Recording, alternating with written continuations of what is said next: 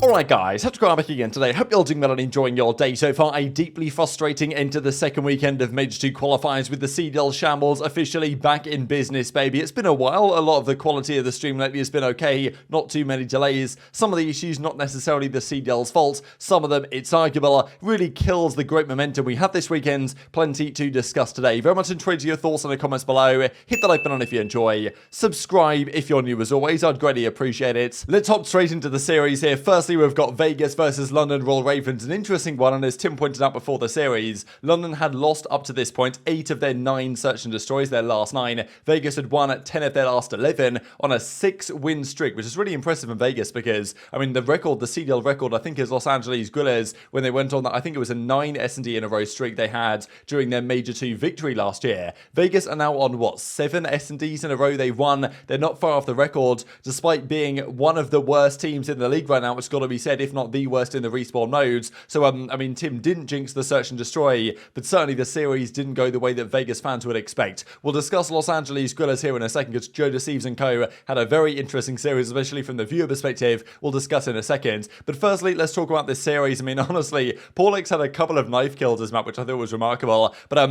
yeah, game 1, it was a bit of a tough one for Clayster. Just in general, Vegas are going to have a hard time in the respawns, not just because I don't think they're a particularly good respawn team, but just the facility situation, right? They don't have a set headquarters, they don't play out of the same venue, they're not sitting next to each other, the ping differential is more significant for them. When they play certain teams, they get put on servers that absolutely destroy some of their players. I don't know if that's the case for Clay, he had a bit of a shocker regardless, but it definitely is a factor that's been affecting their respawn play, and we know that Clay and Temp and others have tried to get them some sort of place in Texas where they can play out of. It's not happening. Every other team in the league has it. It's a big advantage in the respawn modes where it's less, you know, it's more just pure ping and kill based rather than search where strategy is more important and you can kind of compensate for a ping disadvantage. But just in general, like the issue with Vegas is that, okay, Temp goes off pretty consistently, but they've just got too many other inconsistent pieces to the team in the respawn modes. And London, despite having a pretty much brand new team, Scraps went absolutely off today. And I've never seen Scraps play like this since, I mean, Black Ops 4 really. This might have been the highest KD series we've seen, at least in terms of a 4-map series, with this many kills so far this year. I did mention when Scraps got brought back into this team, and I still stand by it, that decision was made in part, maybe in large part, due to the friendships he had with the guys on the team. It was very much a friendship league-esque decision, but I said at the time it could work. Scraps is a great player and has great heritage. Okay, he doesn't exactly have the proven ability and challenges that the other players have done the last couple of years, and Scraps' first couple of series were kind of underwhelming, but a couple of series in, we're seeing the Scraps of old. Now he's not handicapping himself again, because he used to play on default, didn't even used to play claw or with the paddles or anything. He used to just play on a default controller and would jump by moving his thumb off the right thumbstick and put it on the X button, which is just remarkable to me. So he's now not doing that anymore, and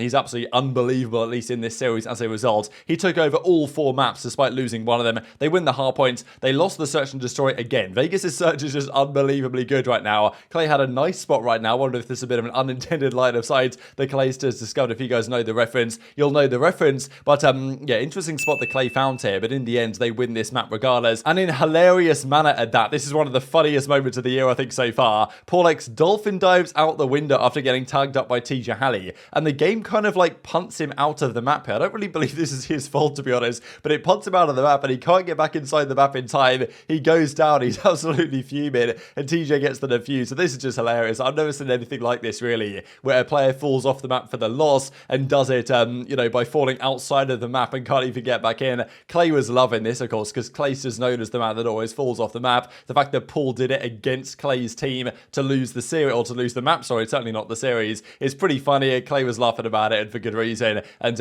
as were the guys on the London side, they knew, okay, whatever, Vegas are going to win the search and destroy, but at least we can win the respawn. I thought Paulix's reaction here was pretty damn entertaining. And this is a screenshot I took of Clayster at the time, but we saw a better version there from the CDL that we just mentioned. Now, Scraps decided, you know what, okay, it's 1-1, let's take over the rest of the series. I thought pretty funny, right, because the tank is what Scraps has got his nickname, right? So, you know, the whole WL thing that's been going on for some time does give Scraps a rather interesting nickname when that all comes about, as, well, some examples here from Beans on, I'm assuming Zoomer's chat, or maybe Scump's chat or whatever, and then it goes game 4, and London win this again. I mean, Scraps was just an absolute monster this entire series. The numbers are completely absurd. I think Clay had a pretty rough time again on the control, and then the final map was a bit more lot back and forth, but London in the end just had too much. But it was just scraps the whole way this series. I know that he obviously gave a lot of credit to his teammates, giving him the opportunity, and for good reason. But yeah, Vegas' respawn is nowhere near. If they won a single respawn, they almost certainly win the game 5. They're that good in Surge. But they just can't win a respawn right now, and it's going to cost them because they play OpTic next. It's not easy for Vegas. They currently sit in a difficult spot in terms of results. They might start the major in the losers bracket, which is never ideal to make a deep run as they did at Major 1. And as Asim says, the old Matty Marshall came out today, and when he's playing like that, London can be scary. I still think they're one of the worst teams in the league, London, to be perfectly honest, but Vegas right now are probably the worst respawn team, so that's how it goes. Vegas versus Florida would be an interesting battle, that is for sure. And Clay reckons back to being not particularly good, can't buy a kill right now. So either Clay thinks individually he's not having the greatest time lately. Even Scrappy said recently that he believes his individual performance has kind of fallen off a bit. So work for Clay to do, but also I don't think the ping situation with their team helps anyone, to be honest, apart from the teams that they happen to play. Even Donny Tembright absolutely demoralised. GG to London, just lost 3-1, got to level up. So Temp frustrated, heated about this, and you can understand why for many reasons. Largely, I'm sure they're looking at their organisation, they're thinking, oh my god, guys, you've kind of done this to us in part, or done this to us in part. But at the end of the day, Clay goes 55 and 90.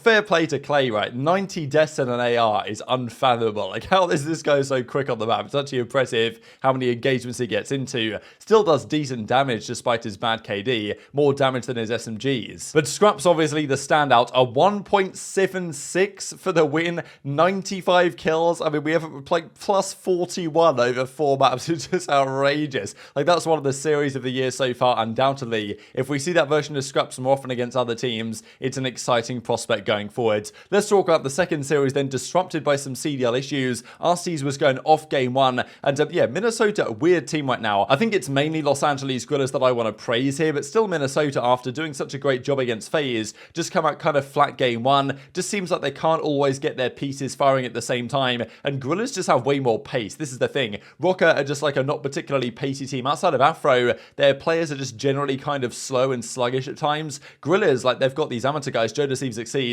They play with some serious pace, as does Arcitys, as we just saw. They win the game 1, they win the game 2. Okay, Attach had some nice moments in this game 3, where Minnesota Rokkr eventually win, with some nice shots right here. But then, after this map concluded, down 2-1 in the series, the stream then went down. As you can see right here, Boston Breach has hacked the CDL stream, and, it was all absolute chaos was going on. We wondered what was happening here, why is there delays going on? Turns out there was a power cut at the CDL venue due to a massive snowstorm they're having right now, which caused a massive power outage. You can see Nameless here, everyone, like, nothing going on in that studio. So they had to figure out another way to broadcast the matches. Thankfully, they were able to come up with an alternative, right? But they had to, shut down certain elements. And I was concerned about this. I was like, oh my god, if the studio goes down, they can't do anything with the matches. Like, how are they going to make this work? Do they have that built-in redundancy? Thankfully, they do. Of course, it's not really the CDL's fault. It's unfortunate, but it's not really their fault. And I quite liked what they did, actually. They said that while this was going on, and while the action will be resuming shortly, they actually allowed the two teams to play out their series, which I think was kind of fair enough, because it wasn't at all clear when they'd be getting back in business to put the stream back up again. So they thought, you know what, guys, just play this one out while you're ready, while you're warmed up, without having to just ice both teams for hours while they get their power back on. And so they decided to let them play it out, which I thought was the correct decision. And they gave updates on Twitter. Daniel Sai says LAG, 1 map 4, 250 to 158, and the series is now over. Even Arcitys comes out with the screenshots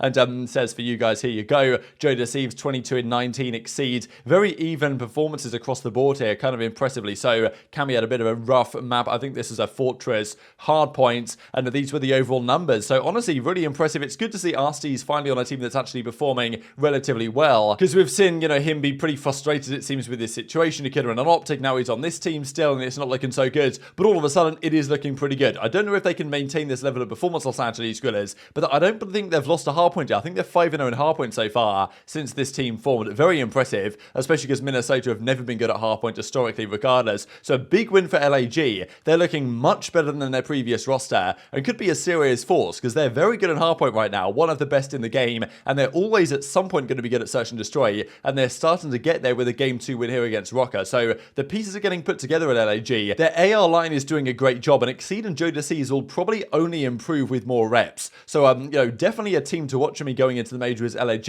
and they've put themselves in a nice position position in terms of the qualification matches results so far. Let's hop into this FaZe series, and in that previous section on the other series I recorded while this series was going on, thinking, okay, cool, whatever, the CDL had some issues earlier, but it wasn't going to be too bad. Turns out, absolutely tragic stuff. Now, we've got to talk about New York and give them some credit here, because their hardpoint right now, their respawn is on another level. They dominated FaZe game 1, 250 to 150. Hydra was going off on the main stage. It was unbelievable. Hydra, Priest at the entire team, just different gravy. Simp was double negative map 1. Yes, he had 2 minutes in the hardpoint, but yeah, FaZe aren't quite there right now, or at least all put together in the respawn nodes, certainly in the hardpoints. And New York sublaners are completely different in that game mode. Yes, FaZe, their search and destroy is very good. Their control, they somehow won that one in this series as well. But yeah, FaZe aren't quite where they need to be right now. It looked for a time, the way the map 2 was going, they could have even got 3-0'd in this series. If that was the case, that would have been the first time in their history they get 3-0'd back-to-back after getting 3-0'd by the Minnesota Rokkr the other day. Of course, didn't happen in the end, but they did break a record that they've held for almost 3 years at this point, which is not getting 100-point clubs, which is what happened in Game 4. So definitely a lot to think about for FaZe, regardless of what happens in this series. By the time you guys are watching this video, the series may be over, it may not be. I don't know. It's an absolute disaster. It's too late for me. It's like 1:30 in the morning, almost 2. I've got to chuck the video out and go to bed, so the CDL doesn't torch any more of my time, to be honest. Goes to search and destroy. New York sublaners have a good start. FaZe bounced back there, eventually winning this one. I believe it was 6-4 in the end. It was a 5-3 lead. They closed out 6-4. Pretty close. I think New York will feel like a couple of these situations could have gone differently, but aBeZy took over the search and destroy. This guy, yes, the respawn for FaZe haven't been so good, but in search, aBeZy has been a key difference maker. Simp had a great map here as well, and it was pretty funny because there was no stream at this, or there was no commentary on the stream at this point on the CDL side. They didn't have a studio to work out of, so everything was being run remotely, I suppose. Therefore, there was no casters on the stream, so everyone went into the watch parties on Zoomer side where Miles was, or on Scump side where they were struggling through to try and watch it and give their commentary, and that was more entertaining, I suppose, than the main stream. But yeah, nonetheless, it was a tied series 1-1. And then Game 3, honestly, New York sublaners kind of choked this one. They were up 2-0 here in the control. Kismet was making some mad plays. It looked like, wow, okay, New York sublaners again, they're going to dominate the control. These guys, Major 1 champions, looking like the best team in the game. I'd say they arguably still are based on the evidence that I saw today, regardless of what happens in this Game 5, which is still not even started on this second monitor I'm looking at here. So they got 2-0 in this control. They threw it away though. FaZe come back very impressively. aBeZy just took over, honestly, when required. Slasher had a great run back as well. He started off like 4-14, had a great run of kills to finish pretty much positive there or thereabouts and win the game for his team. And when FaZe hit this form, as they did against Seattle the other day, they can be incredibly good. Simp on this map reminds me a bit almost of like what Simp was like on Raid Control back in the day. Just unstoppable at times. Battle of the Titans this one. But then Game 4 was an absolute demolition job, with Priest tying a record that Scrap set earlier in the day with an 11 kill streak and hardpoints. The record for this season is Simp, but also all-time in the CDL. It's 16 that he set on Hotel Control the other day. But New York sublaners just destroyed them. They went on a 122-6 run on the second set of hills and closed out a game 250-96. Priest was 31-11, 28 kills that were untraded in this game, which is incredible. And the fact that FaZe got 100-point clubs, you do not see that very often at all. And just goes to show how good New York are right now, how well they're playing as a team, but also where FaZe's hardpoint is certainly lacking. That's the first time they've been 100-point clubbed as a team since way back on April 25th, 2020. Almost 3 years ago against the subliners. That's the last time as a team, as an organization, they got 100-point clubs, which is incredible to think, right? If this is true, they never got 100-point clubs in the 4v4 era as an organization. That's so mental, right? Even through Vanguard and, of course, Cold War as well. But it's happened now this year with their new roster against the subliners of all teams as well. And then it was going Game 5, right? The Game 5 was very interesting. Subliners took the first round. I think then FaZe bounced back, had a 3-1 edge. Skies clutched a nice 1v2 to get it back to 3-2. And then the servers started to have issues, right? And we were like, okay, is this on the CDL's end? Is this on the server's end? What exactly is going on here? Was this due to the storm or the power outage and all this that's happening? It was kind of unclear. And this was the round in question here. We're up 3-2. FaZe won it, but the lag was obviously very evident. And we thought, okay, they're going to restart the map from maybe FaZe with a 3-2 advantage. But the map just never really restarted. And still, looking on the monitor, the guys on New York have just got up and left because it's clearly not happening for whatever reason. So it's an absolute disaster class. Frustrating, really, because this weekend was so good for the CDL in so many ways. Yes, Scump retired, very sad,